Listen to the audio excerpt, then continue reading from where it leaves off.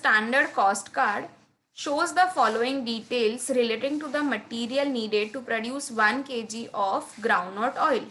ठीक है, ये एक कॉस्ट कार्ड दे रहे हैं हमें और क्या बोल रहे हैं कि हमें कितना मटेरियल प्रोड्यूस करना है, हमें ये देखना है कि हमें कितना मटेरियल चाहिएगा to produce 1 kg of a groundnut oil. Now they have given us the quantity of the groundnut, that is how much, 3 kg. 3 kg is a quantity of the groundnut which has been given. Price of a groundnut, ठीक है, it is rupees 2.28 per kg. अभी price of the groundnut, it means this is nothing but this is your standard price which has been given to you.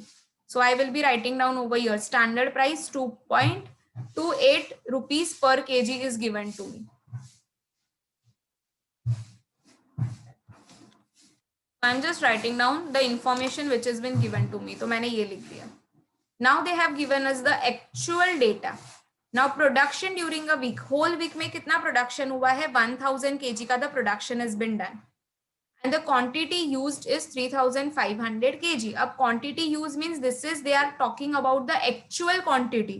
क्या देखो ये किसका data है, actual का data है.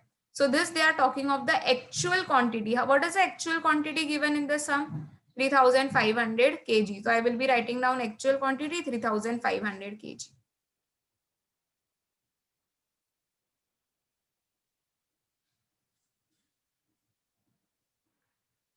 ठीक है. Now next one.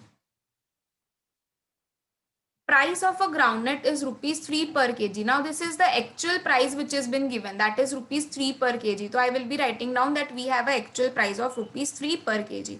Now I had a 3 information which has already been given, मतलब readily available है मेरे पास sum में.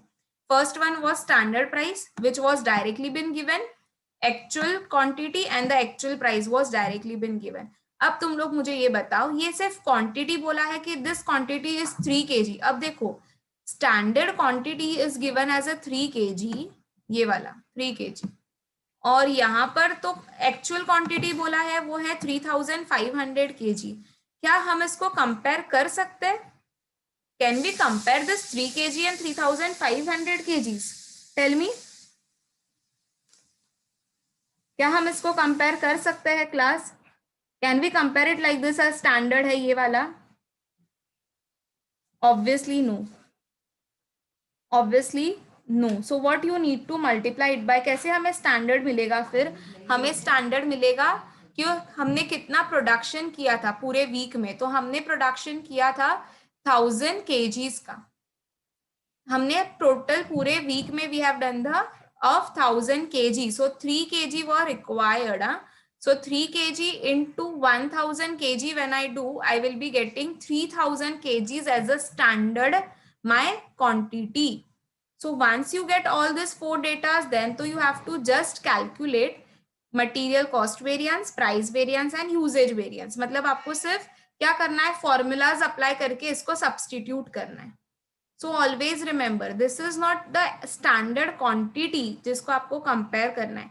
So जब भी नहीं दिया है but they have given actual production कितना हुआ है कि वो वाला पूरा उसका आउटपुट कितना दिया है, तो multiply it by that units and then you can, then it becomes easier for you to calculate. अब देखो standard which was been set was 3000 kg और actually में कितना लगा था 3500.